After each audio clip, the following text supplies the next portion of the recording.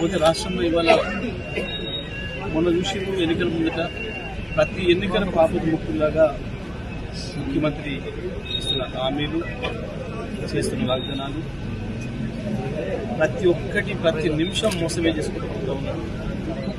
Municipal ఎన్నికల్లో కూడా municipality రాకుండా పక్క గ్రామాలకు వచ్చామనే ఒక్కరితోని అన్ని నిబంధనలు ఈ ఎన్నికలు అయిపోగానే వేస్తున్నారని చెప్పి మాట్లాడండి. ఎందుకంటే మున్సిపాలిటీ పరిధిలో కూడా అనేక మంది రైతులు ఉన్నారు కాబట్టి మళ్ళొకసారి రైతుల్ని గుర్తు తీసుకొని మోసం చేయడం నా మాట చెప్పింది. ఇంతవరకు కూడా రైతు బంధు వసూలు లేదు.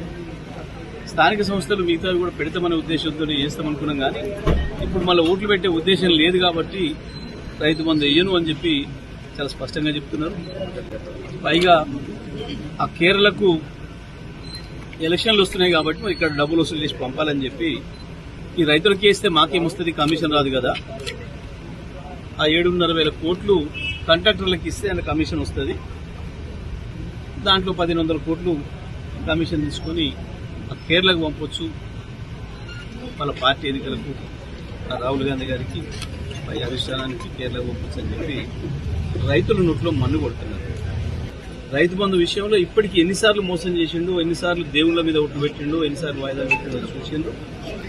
వాస్తవానికి మళ్ళీ కేసీఆర్ గారు కనుక వచ్చి ఉంటే, ముఖ్యమంత్రి అయి ఉంటే ఈ పాటికి రైతుల ఖాతాలలో దాదాపుగా 24,000 ఒక్కొక్క ఎకరానికి పడుతుంది. ఈ కొత్త ప్రభుత్వం వచ్చిన తర్వాత ఈసారికి 30,000 అవుతుండేది. ప్రత్యేకించి నల్లగొండ జిల్లాలో మంత్రుల అవినీతి విశ్వరూపం బట్టబయలైతా ఉంది.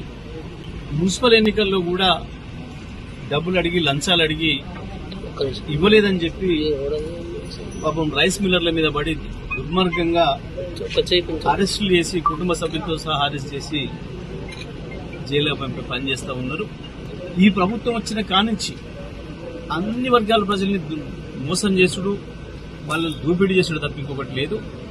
ఉమ్మడి నల్గొండ జిల్లాలో భారతదేశంలోనే అత్యంత ఎక్కువ పంట పండించిన జిల్లాగా నల్గొండ జిల్లా రికార్డు సృష్టిస్తే ఆ 10 ఏళ్లలో ఏ ఒక్కరోజు కూడా రైతులకు ఇబ్బంది లేకుండా, మిల్లర్లకు ఇబ్బంది లేకుండా, కరోనా సమయంలో కూడా అధికారులు, మా ప్రజాప్రతినిధులు, మా ఎమ్మెల్యేలు, మా సర్పంచులు, ఎంపీటీసీలు, జడ్పీటీసీతో సహా ప్రతి ఒక్కరు కూడా చక్కటి కోఆర్డినేషన్ చేసుకొని ఎవరికే ఇబ్బందులు రాకుండా కాపాడుకుంటూ వచ్చినాం, ప్రతి గింజలు కొనుక్కుంటూ వచ్చినాం.